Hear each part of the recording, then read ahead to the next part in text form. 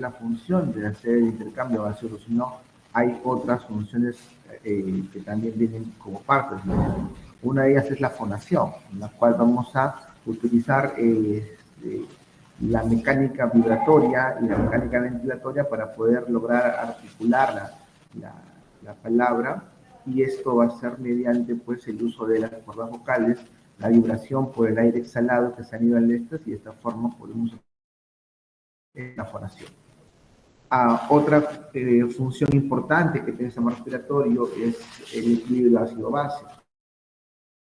Hablamos de equilibrio ácido-base en el ADA, vamos a una constante que va a ser la presión de CO2, y esta presión de CO2 la va a monitorizar, la va a vigilar el sistema respiratorio, en este caso los pulmones. Mediante una hiperventilación van a hacer que esto que está en exceso pueda estarse, y de esa forma alterar el pH, ¿no? Cuando el CO2 se retiene, el pH va a disminuir, y cuando hiperventilamos, el pH va a aumentar, ¿no?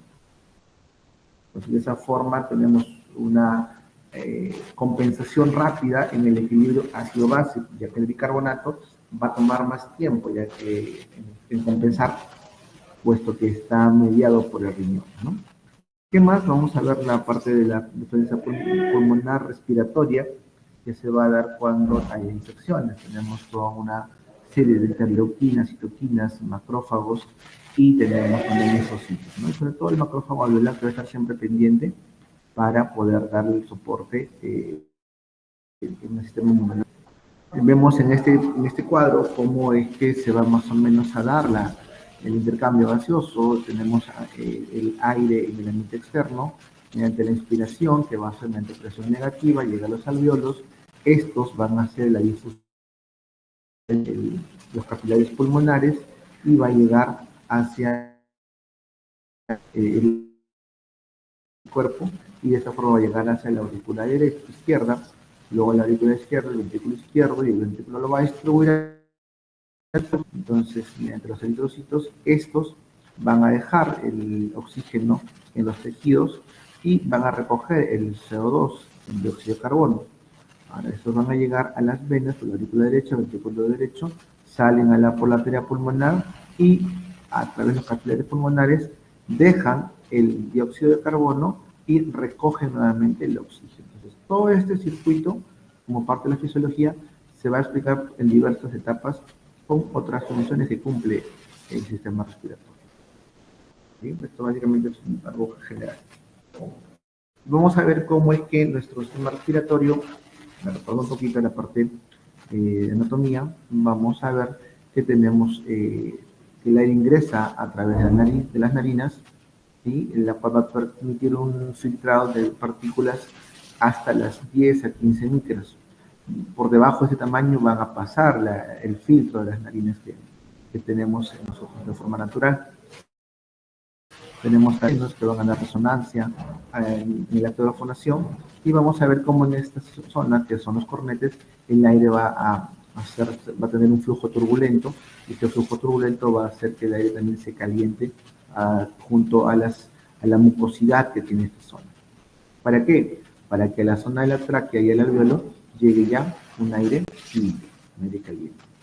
Vamos a ver cómo el árbol respiratorio tiene una zona de conducción, ¿sí? Que va a estar mediada por la tráquea hasta llegar a los bronquiolos terminales, y más allá de los bronquiolos ya empieza la zona netamente respiratoria a través de los bronquiolos respiratorios, conductos alveolares y los sacos alveolares, donde finalmente se va a llevar el intercambio gaseoso.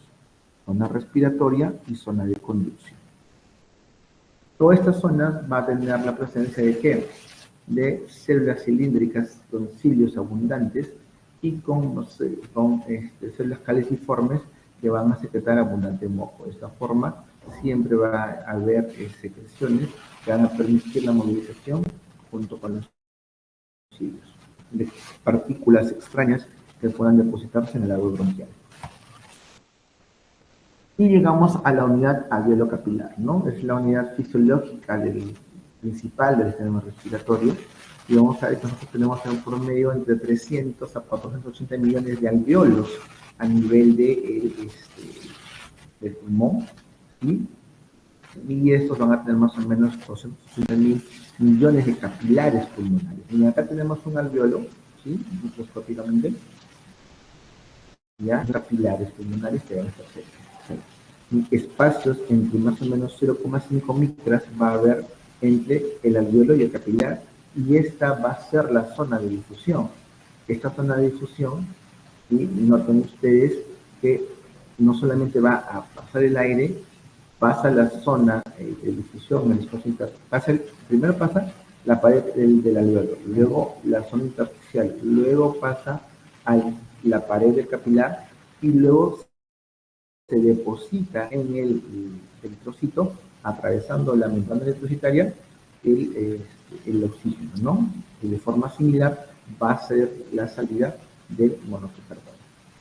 Entonces, ustedes saben que los alveolos están formados por neumocitos tipo 1, neumocitos tipo 2. Los neumocitos son la estructura del alveolo, ¿no?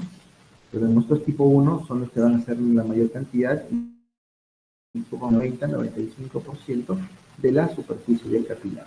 Y los neumocitos tipo 2 van a ser aquellos que van a secretar la sustancia llamada surfactante y le van a dar la tensión superficial. ¿Para qué? Para que este alveolo no colapse, ¿sí? Y tenemos dentro de este neumocito alguien que lo va a defender, alguien que está pendiente a cualquier intromisión de cualquier germen que pudiera dar. En este caso tenemos al macrófago alveolar. Si hay alguna pregunta, con toda confianza pueden preguntar, ¿eh? Entonces, hablando de esto. Entonces, vamos a ver que para ver la fisiología vamos a tener una mecánica ventilatoria, un proceso que se llama inspiración y expiración. Entonces, este proceso de expiración va a permitir que el aire que está dentro del pulmón se expulse, llevando a una presión negativa que sea con más tendencia a la positividad, o mejor dicho, disminuir la presión negativa para que se pueda dar la expiración. Y en la expiración vamos a aumentar la presión negativa, de esa forma la caja torácica se va a flexar, se van a movilizar los músculos en la mecánica ventilatoria, y de esa forma vamos a darle más espacio para que estos pulmones puedan expandirse. ¿Quién es el principal músculo ventilatorio? Es el diafragma, ¿no? El diafragma va a caer, y esto hace que toda la vejiga pulmonar que se encuentra en la caja pues se pueda amplexar de una forma más adecuada. Mientras que no es un proceso netamente pasivo, aflojan los músculos y todo vuelve a la normalidad, se retraen y se expira o se logra llevar hacia afuera el aire que se llevó de un momento. Donde tenemos músculos expiratorios y músculos inspiratorios, los principales músculos expiratorios van a ser los intercostales externos, el esternocleidomastoideo y los serrados, mientras que los músculos inspiratorios van a ser los rectos del abdomen y los intercostales.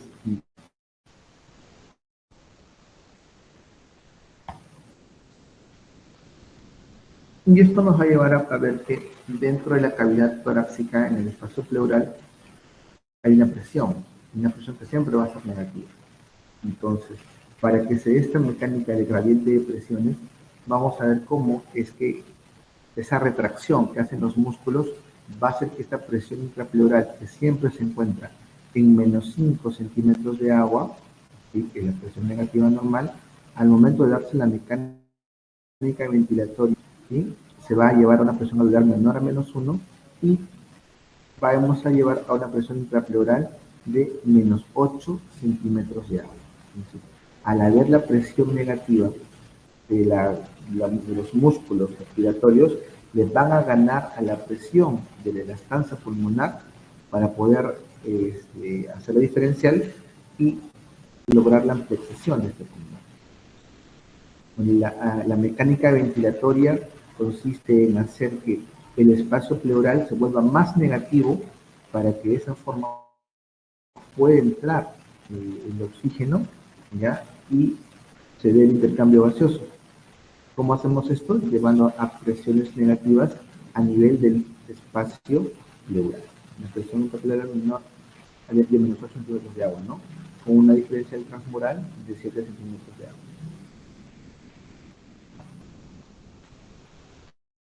Y aquí vamos a ver más o menos cómo es que se ven las curvas en tanto al volumen o a la presión en cada proceso, en el proceso de la inspiración y en el proceso de la expiración.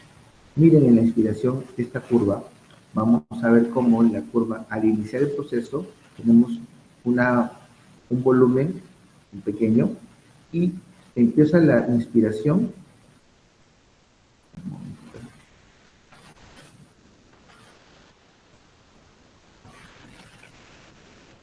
Inicia el proceso de inspiración y hay cambios en el volumen, empieza a subir la curva. Una vez que termina la inspiración, respiramos, empezamos a estirar y va a haber cambios en la variación del volumen, ¿no? El volumen de aire corriente. ¿Cuánto es más o menos esto? 0,5 litros de volumen. ¿Ya? Pero miren la correlación que hay con respecto a la presión. La presión alveolar, a medida que hay inspiración, la presión alveolar va disminuyendo. ¿Qué dijimos? Que tenía que haber una presión negativa para que pueda entrar el aire. Y a medida que vamos expulsando el aire en la expiración, la presión alveolar va subiendo, hasta que empieza nuevamente otro. En cambio, en la presión alveolar, vamos a ver cómo empieza con una presión negativa y se hace mucho más negativa para poder ganar, para poder retraer a la presión alveolar, ¿ya? Hasta que termine el ciclo respiratorio. Luego de ello, al momento de la respiración, nuestra presión pleural se va a hacer menos negativa para poder darse la retracción y poder expulsar el aire, ¿sí? Entonces, estas diferenciales nos va a decir que en este espacio alveolar va a llegar a más 1 centímetro de agua, lo que va a forzar la salida de los 0,5 litros de aire, los 500 mililitros. ¿Sí? Y vamos a ver cómo hay una diferencial entre las presiones tanto alveolar y pleural. Y acá tenemos un diagrama de distensibilidad del volumen pulmonar con la presión, en la cual vamos a ver cómo es que se da una inspiración, el cambio volumétrico, ¿sí? A medida que la presión pleural se hace más negativa. Y en la inspiración, la presión pleural va a bajar, mientras que el volumen también cae.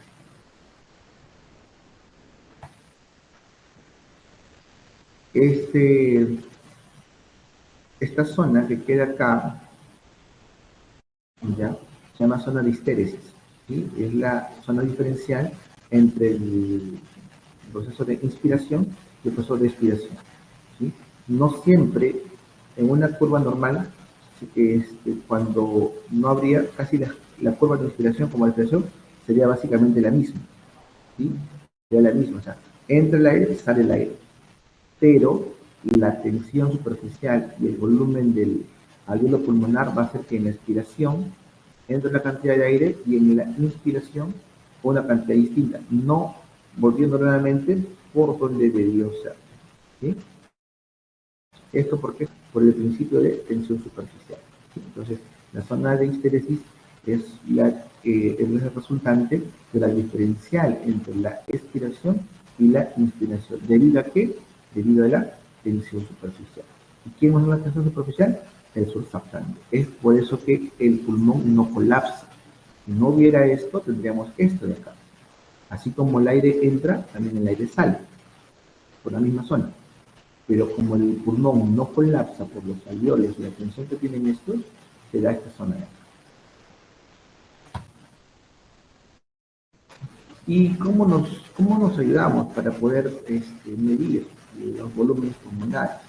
Mediante la espirometría, ¿no? Hacemos una espirometría en la cual vamos a ver que tenemos un volumen de aire corriente, que son los 500 mililitros que hemos hablado, que siempre estamos nosotros movilizando durante nuestro uso diario, donde conversamos, caminamos, pero en un momento queremos respirar un poquito más, entonces tenemos un volumen de reserva inspiratoria. Y vamos a poder nosotros inspirar hasta llegar a cierta capacidad. Luego vamos a expulsar ese aire y vamos a tener un volumen de reserva expiratoria. ¿ya? Y vamos a tener nosotros un volumen residual. ¿Qué es el volumen residual? Es un volumen que no va a cambiar, que siempre va a estar ahí como parte del aire que queda en el recorrido que se da. ¿Recuerda que teníamos una zona de conducción y una zona de respiración? Una respiratoria. Entonces, el aire que queda en esa zona atrapada es el volumen residual. Acá tenemos un volumen de reserva inspiratoria y un volumen de reserva expiratoria. ¿Ya? Acá está modificado. Y tenemos la suma de estas capacidades, volumen de reserva inspiratoria más volumen de volumen, se llama capacidad respiratoria. Y la suma de todas ellas es capacidad vital. Y si le agregas tú el volumen residual, tienes la capacidad pulmonar total. Y aquí tienen ustedes la referencia de los volúmenes y las distintas capacidades y los volúmenes corrientes, reserva inspiratoria, inspiración y volumen residual. ¿Sí?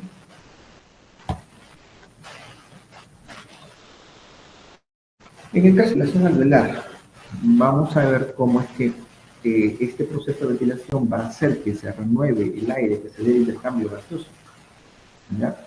Y cómo es que el aire normal se le pasa un morto de un hombre a otro joven va a ser más o menos 150 minutos. Y esta cantidad de aire va a tener cambios con la edad. ¿Sí? A medida que uno va envejeciendo, las capacidades van a ir disminuyendo. ¿Sí? Por cuestiones ya de disminución de la elastancia pulmonar, por disminución también a través de la musculatura, ¿no? Ya que la mecánica ventilatoria de la caja torácica tiene mucha importancia. Entonces vamos a ver cómo es que tenemos que va a haber una resistencia al flujo de aire, ya que se da por la contracción de los músculos y las paredes, y va a haber aparición de edema en las paredes, o como llamamos con la luz de los bronquiolos. Y esto va a tener que, se va a ver que hay un control nervioso de la musculatura bronquial, una dilatación simpática y unos bronquios sectores de esto es lo que usamos nosotros, broncodilatadores, que son beta 2 agonistas. ¿Para qué? Para actuar a nivel de la musculatura y esta nos permite hacer una broncodilatación, ¿no? La musculatura bialveolar, perdón, bronquial. Aquí vamos a ver, en esta tabla vamos a ver, recordemos que la mayor parte del aire que respiramos es nitrógeno.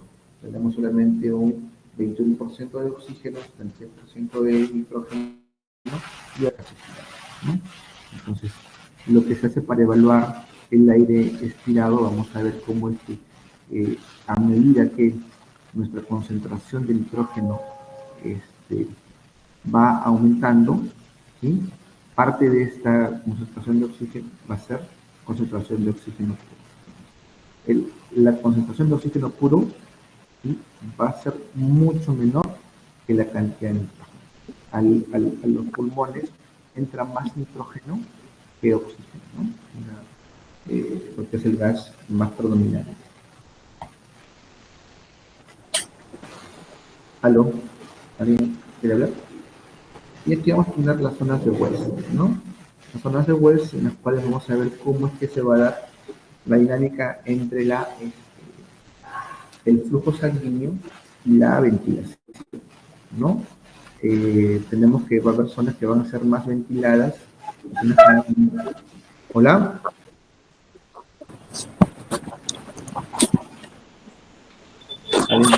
¿Alguien quiere hablar o se le prende el micro de casualidad?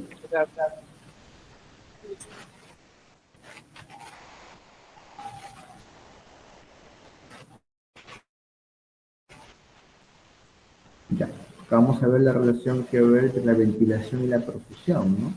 Y vamos a ver cómo en la zona superior vamos a tener una mejor presión alveolar, ¿ya? Entonces va a haber mucho más oxígeno en esta zona, mientras que la presión del capilar va a ser menor, habiendo menor flujo. Entonces va a haber una relación ventilación-perfusión en la cual va a ser mayor la presión de la ventilación, ¿no? En este caso, en la zona 2, vamos a tener que estar equiparadas ambas zonas. Entonces, una buena concentración, una presión alveolar adecuada y una presión capilar también equiparada. Entonces, en esa zona tenemos que van a ser iguales. Y en la zona 3 vamos a ver cómo los capilares están más abiertos y la presión alveolar va a ser distinta. Entonces, va a haber mayor presión capilar y va a haber menor presión alveolar. Vamos a ver cómo la perfusión, la razón de esta perfusión va a ser.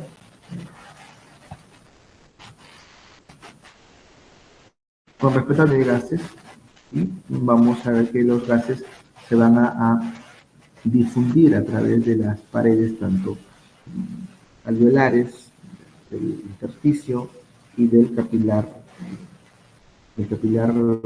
pulmonar, y luego a través de la pared del eritrocito, ¿no? Entonces, esta difusión, este proceso se va a dar gracias a la presión de los gases, la presión parcial del gas, y a que estos gases van a tener una mejor difusión, va a tener un coeficiente de solubilidad que va a hacer que ciertos gases tengan mejor difusión que otros a nivel de estos líquidos o de estas zonas. Entonces, eh, la ley que nos ayuda a ver este proceso de difusión es la ley de Irac-Campbell, ¿sí? La cual va a estar mediada por la presión, el área, la superficie, la distancia, y de esa forma vamos a ver cómo es que cada gas se va a disolver en diversos componentes, ¿no? En diversos compuestos. Vamos a ver que el oxígeno, ¿sí? Tiene un coeficiente de fusión de 1, miren. El dióxido de carbono tiene un coeficiente de 20.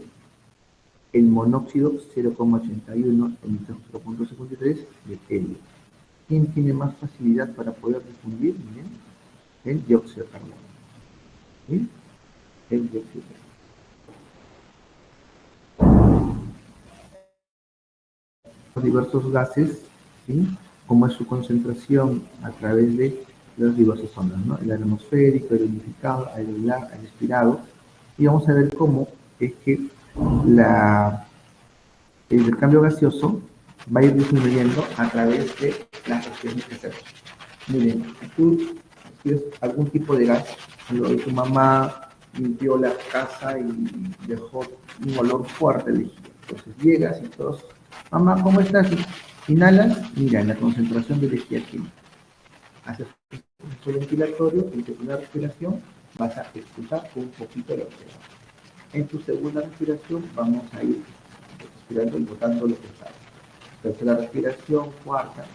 Más o menos a través de la decimosegunda, ya a partir de la decimosegunda respiración, vamos a ver que ya el aire que había inhalado al inicio ya no está en el alveolo.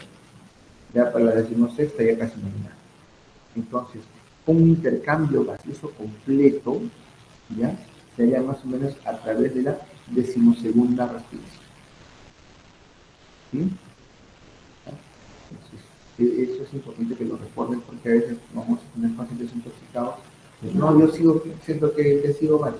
Claro, pero respire, a la respiración, vamos a ir expulsando los gases para lograr un intercambio de combustible. El volumen del aire alveolar que se sustituyó por aire fluido en cada respiración es solo un séptimo de volumen del aire. En cada respiración va a ir bajando más o menos un séptimo. ¿Ya?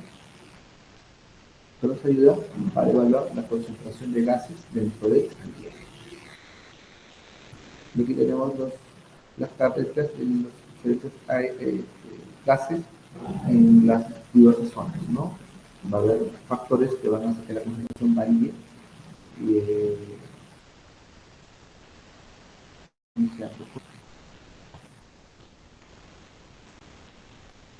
aquí vamos a ver cómo la concentración y presión parcial de oxígeno se da a nivel de los alveolos.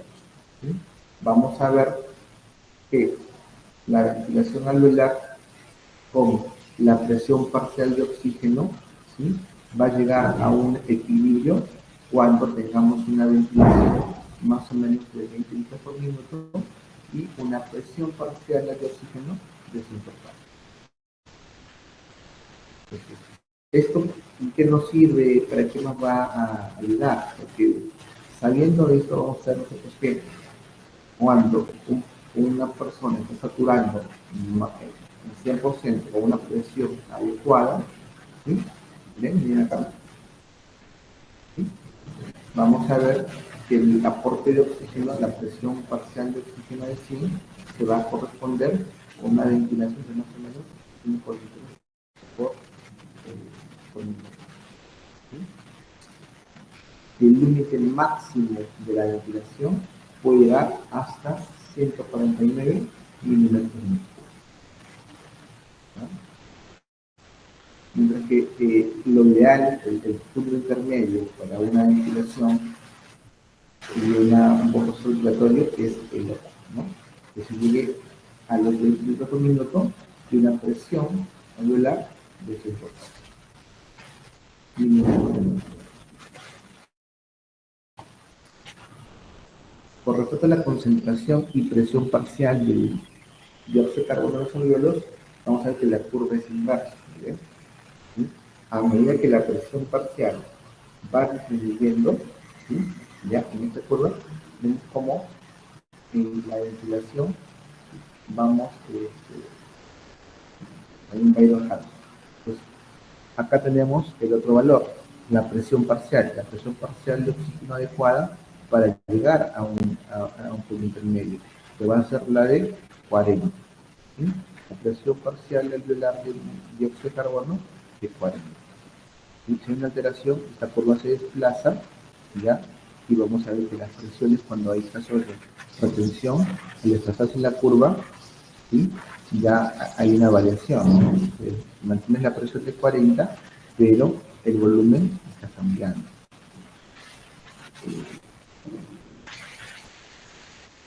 Recordemos que el CO2 forma parte del cuerpo, forma parte del producto de degradación, ¿no? de los procesos metabólicos y se elimina.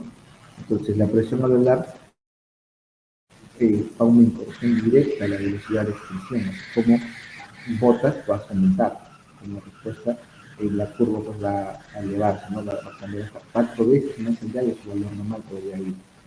La presión alveolar disminuye en forma inversamente proporcional a la ventilación, la presión de CO2, ¿no? Y aquí tenemos la zona pues, de la unidad respiratoria, llamada un lóbulo respiratorio, donde más o menos 300 millones de alveolos, y tenemos los capilares también. Esta es la zona de la unidad respiratoria, que es acá donde se van a dar las principales patologías, la tiroides, las neumonías. Y tenemos cómo es que para llegar el oxígeno hacia el cuerpo tiene que vencer todas las paredes, tanto de los alveolos, de la fase superficial y del mismo capilar, para que pueda llegar, ¿no? El surfactante va a ayudar bastante, porque va a ser el encargado de tapizar el alveolo, reduce la presión superficial y esa parte no colapsa, y además permite que se dé la difusión de forma más exitosa. Las células de este epitelio alveolar son células bien delgadas, lo que nos va a ayudar a que pueda pasar más rápido los gases. En la membrana basal, el espacio intersticial, que también 0,5 micras, habíamos dicho, ya hay la membrana basal capilar. Acá tenemos el capilar que ya tiene caso membrana basal y tiene también sus paredes, el epitelio capilar. Ahora, ¿qué factores van a determinar la rapidez con la cual un gas pasa, ¿no? Uno va a ser el grosor de las membranas. En la fibrosis, por ejemplo, esta membrana se endurece y no pasa el gas porque tiene dificultad para pasar.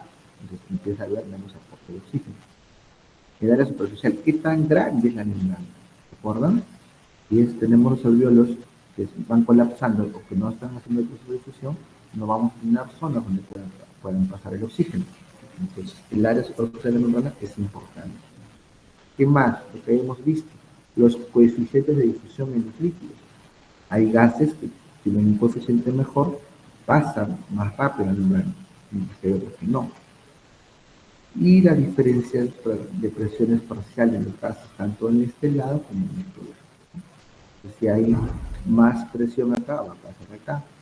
más presión de gas. Cuando la presión del oxígeno es mayor que la presión capilar, la diferencia de presiones es constante. Mientras que en el CO2, la presión de CO2 es mayor en el eritrocito y menor en el alveolo. Entonces, por diferencia de presiones, va también a difundir el CO2 de mayor a menor. ¿Sí? La capacidad de difusión del oxígeno en posición de reposo más o menos de 21 litros por minuto de mercurio. ¿Ya? Y la diferencia de presión a través de la membrana va a ser de 11 milímetros, lo cual nos lleva a la multiplicación a una diferencial de presiones que puede llevar a los 230 mililitros de cambio. Y aquí vamos a ver la relación de perfusión. ¿Sí? La ventilación alveolar, que es la cantidad de aire que llega al alveolo, y el flujo sanguíneo que se da en la zona del alveolo. Vamos a ver que cuando no hay ventilación alveolar, el aire alveolo llega a equilibrio con el oxígeno y el CO2 de la sangre. Cuando no hay flujo, no hay aporte de oxígeno ni de CO2, por donde la presión se baja a 149 y la presión de CO2 baja. Y acá tenemos las zonas, miren. ¿Qué pasa?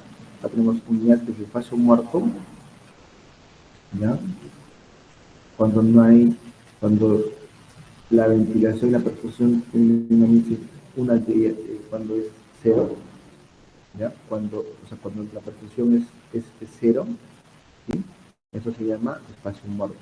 ¿Por qué? Porque si tú pones, aquí no pasa el aire, entonces el alveolo se queda con el oxígeno y no se va, no pasa sangre, perdón, no se va a dar concentración. Y esto tendrá el infinito. Ventilación tanto, flujo cero, algo dividido de cero, vale infinito. La unidad normal, en la cual la ventilación y perfusión sean similares y esto sea mayor, esto sea igual a 1. Y en el shunt, cuando hay poca ventilación, pero hay normal en la perfusión y esto sale cero. Quiere decir, ventilación no hay, pero si hay perfusión, eso se queda.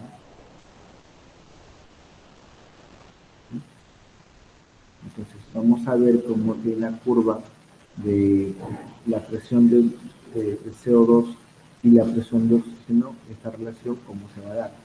Cuando hay una ventilación, perfusión igual a cero, tenemos que la presión de oxígeno va a estar en 40 y la presión de CO2 va a estar en 45. ¿Ya? Entonces cuando la ventilación y perfusión están en cero, o sea, cuando no hay ventilación. Cuando no hay ventilación, cuando vamos a ver esto, por ejemplo, chicos, cuando hay una insuficiencia respiratoria, ¿no? Colapsaron los alveolos, se metió flema, entonces se pierde la ventilación, pero si hay perfusión, vamos a ver que la presión de oxígeno empieza a caer, insuficiencia respiratoria, y el CO2 se mantiene. Cuando está normal, vamos a ver el PO2 en 104 y el PO2 en 40, que es lo que habíamos visto antes, que es normal. Y cuando tiene el infinito, cuando no hay perfusión por el colapso de algún vaso, un pulmón pulmonar, por ejemplo, ¿no? Hay ventilación, pero no hay perfusión. Tenemos que va a haber oxígeno, sin embargo, la presión de CO2 va a ser cero porque no hay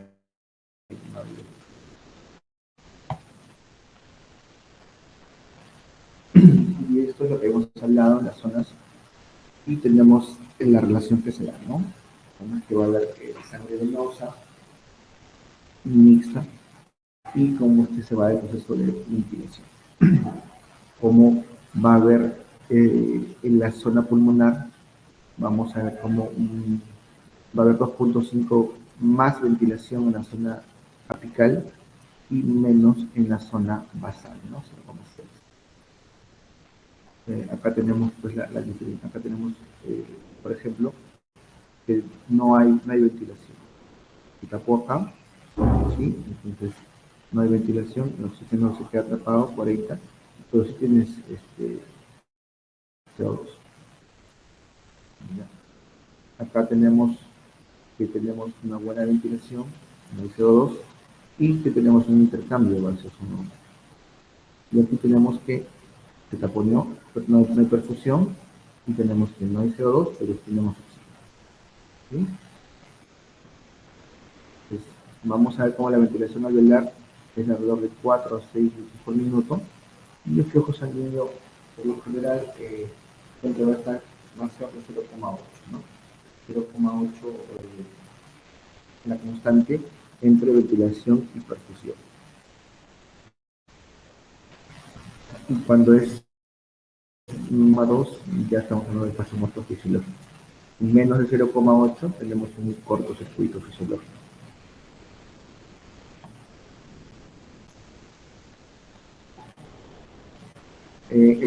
En caso de transporte del oxígeno y el dióxido de carbono en la sangre, los líquidos, ¿quién se va a encargar? La hemoglobina. La hemoglobina es la que permite pues, este pasaje, ¿ya? Y la sangre va a transportar de 30 a 100 veces más oxígeno de lo que puede transportar disuelto en la sangre. Por eso que el oxígeno prefiere ir en el eritrocito, en la hemoglobina. Y cuando uno hace esfuerzo, va a requerir mucho más oxígeno para poder darle la capacidad metabólica a los tejidos. Tiene que haber un mayor flujo de los eritrocitos para que puedan llegar y poder hacer intercambio gaseoso de forma adecuada. Vamos acá, como en el alveolo tenemos oxígeno a una presión de 104 milímetros de mercurio, y en el capilar vamos a ver cómo llega el oxígeno ya con menor presión. Entonces, por diferencia de presiones, el eritrocito se va a cargar con oxígeno. Vamos a ver un sistema arterial y un sistema venenoso. Y vamos a ver cómo la presión de oxígeno va a incrementarse. Se va a incrementar la presión parcial a medida que se vaya llegando al alveolo.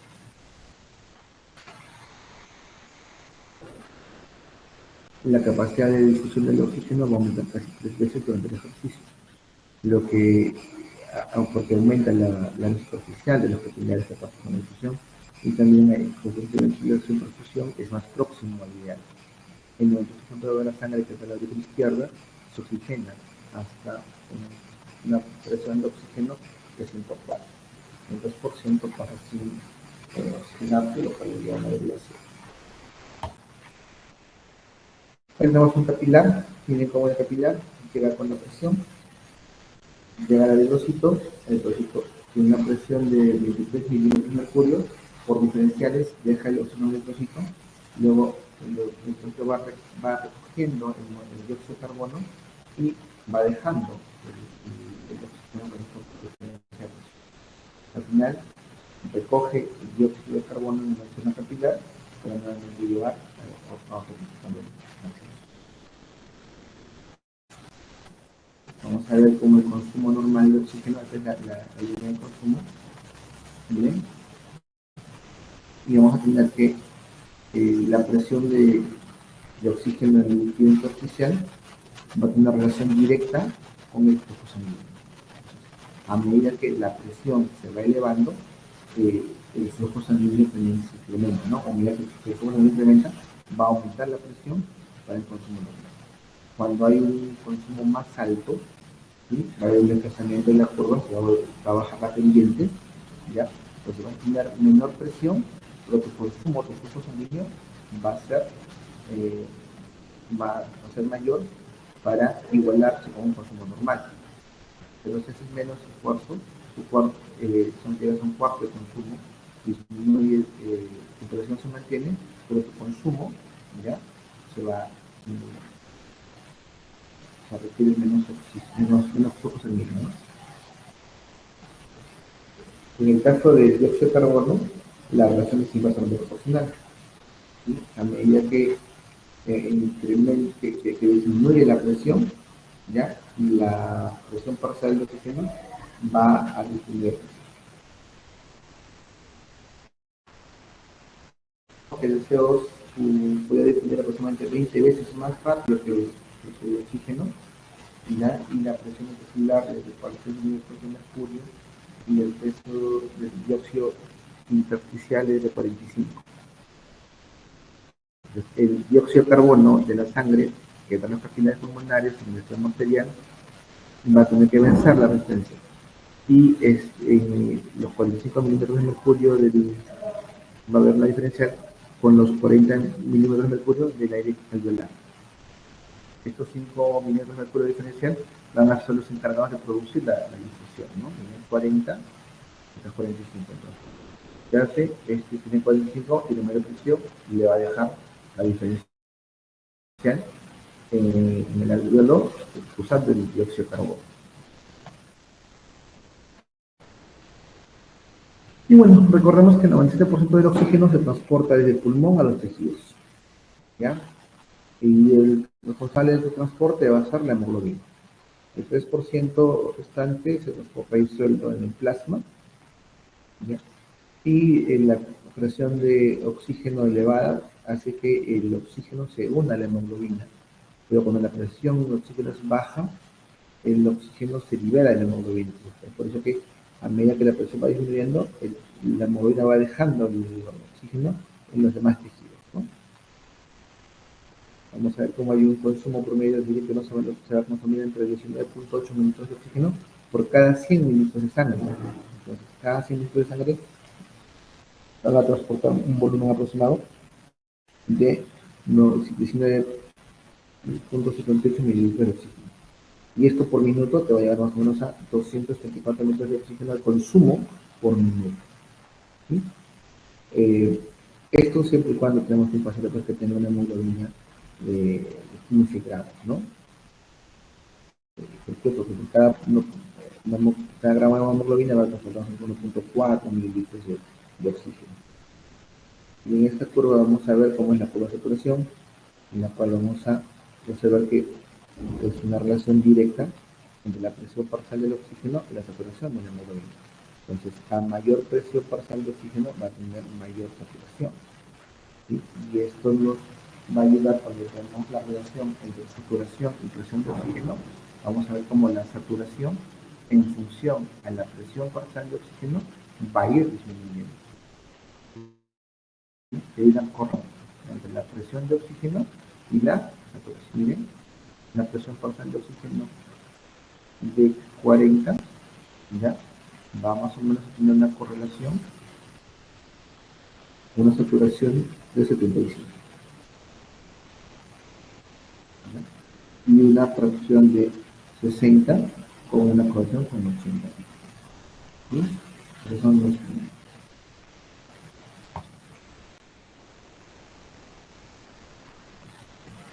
Bueno, vamos a ver cómo el oxígeno, el volumen de sangre va a estar relacionado, lo hemos dicho, a la presión, dependiendo del tipo de sangre, ¿no? Si sangre venosa, sangre arterial, va a haber una diferencia.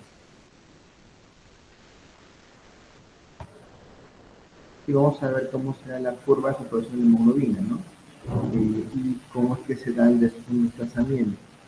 Cuando la curva se desplaza hacia la derecha, cuando hay un aumento de los nitrogeniones, cuando aumenta el CO2, cuando aumenta la temperatura, ¿sí? Va a haber un desplazamiento de la curva hacia la derecha.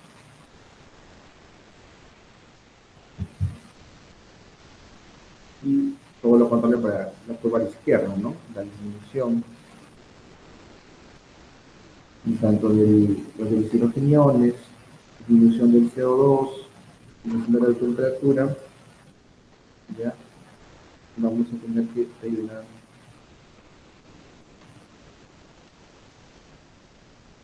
de la curva. El eritrocito, el proceso por el cual se va a dar la formación de la hidrasa carbónica, el CO2, y cómo esto en la célula va a hacer que se transforme, ¿no? 0,3 mililitros de dióxido de carbono en forma disuelta por cada 100 mililitros de sangre. Y el transporte de dióxido de carbono se va a llevar a cabo mediante ion bicarbonato. Convierte en bicarbonato para que de esa forma se pueda transportar y luego se libera como CO2. El CO2 en el impuesto se va a disociar en buenos hidrogeniones y bicarbonato, y el CO2 se va a transportar aproximadamente el 30% del CO2 desde los tejidos hacia los pulmones de forma libre, un 23% perdón, 70% de forma de bicarbonato, un 23% ligado a la hemoglobina y solamente un 7% de forma libre. Listo, chicos, hemos hecho un repaso rápido de la fisiología respiratoria. ¿Alguna pregunta?